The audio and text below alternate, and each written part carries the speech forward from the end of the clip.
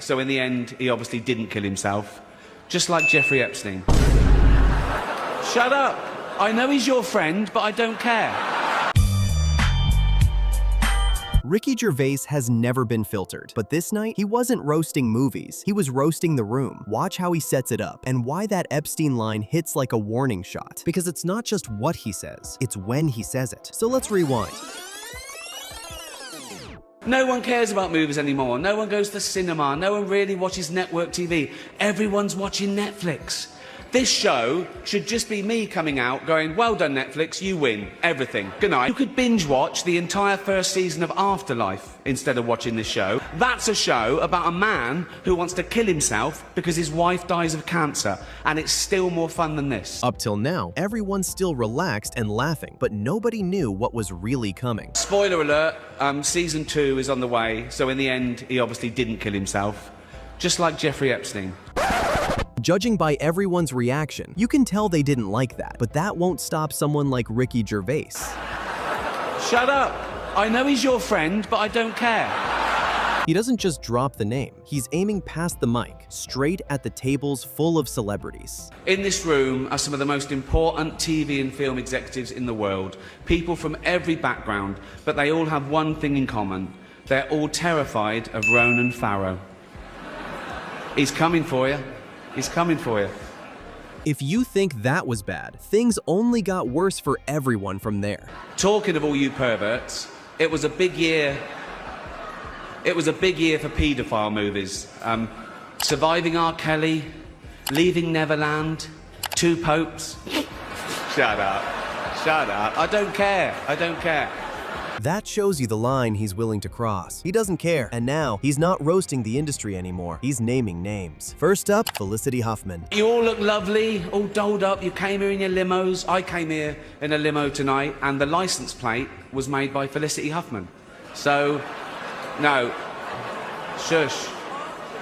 It's her daughter I feel sorry for, okay? That must be the most embarrassing thing that's ever happened to her. And her dad was in Wild Hogs. So, and that's when you realize no one's off limits, not even the biggest names in the room. Next up, Leonardo DiCaprio. Once Upon a Time in Hollywood, nearly 3 hours long, Leonardo DiCaprio attended the premiere, and by the end, his date was too old for him. So, even Prince Andrew's like, come on, Leo, mate, you know. You're nearly 50, son. Up to this point, his comments are sharp, but still controlled. This next one, he doesn't even try to soften it. The world got to see James Corden as a fat p***.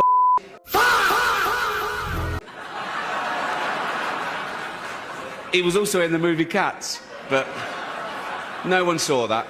And the reviews, oh, shocking. I saw one that said, this is the worst thing to happen to cats since dogs, right?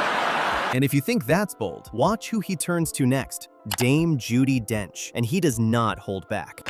But Dame Judi Dench defended the film, saying it was the role she was born to play, because she... I can't do this next joke. Because she loves nothing better than plonking herself down on the carpet, lifting her leg, and licking her... What?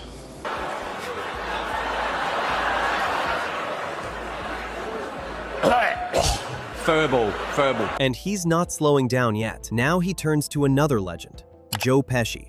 Look, at this table alone, Al Pacino, Robert De Niro, but...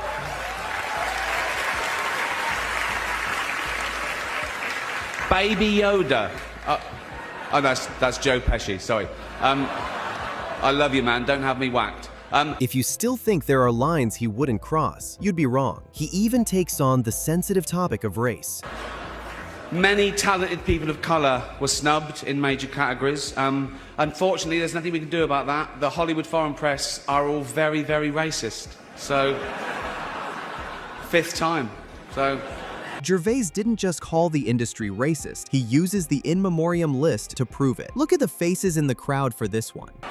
We were going to do an in memoriam this year, but when I saw the list of people that had died, it wasn't diverse enough. It just, no. It was mostly white people, and I thought, nah, not on my watch.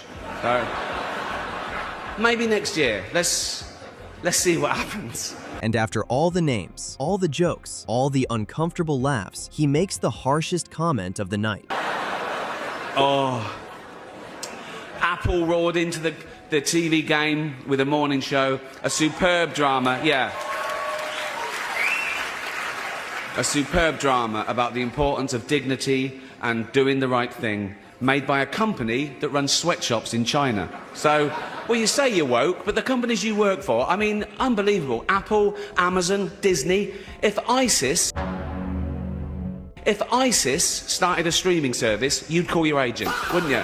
And right before closing the show, he makes sure the entire room knows exactly how he feels. So, if you do win an award tonight, don't use it as a platform to make a political speech, right? You're in no position to lecture the public about anything. You know nothing about the real world. Most of you spent less time in school than Greta Thunberg. So, if you win, right, come up, accept your little award, thank your agent and your God, and Luckily for them, he knows exactly how to control a room, so he eases the tension before walking off that stage. you'll be pleased to know this is the last time I'm hosting these awards, so I don't care anymore. I'm joking. I never did.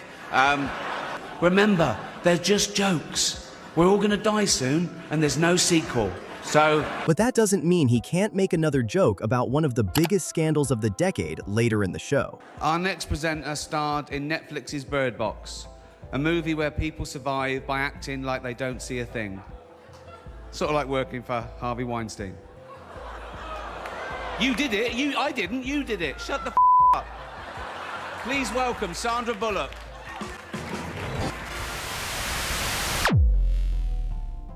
In 2020, people thought Ricky Gervais was just being an edgy comedian, but with the recent unsealing of the Epstein files, his jokes about Hollywood's friends aren't just funny, they're prophetic. He obviously didn't kill himself, just like Jeffrey Epstein. He didn't just roast the room, he called out the names that are finally making headlines today. I know he's your friend, but I don't care. Was he just a comedian? Or was he the only one brave enough to tell us what was right in front of our faces? And that's it for this one. If you enjoyed it, make sure to like, subscribe, and drop a comment. I'll see you in the next video.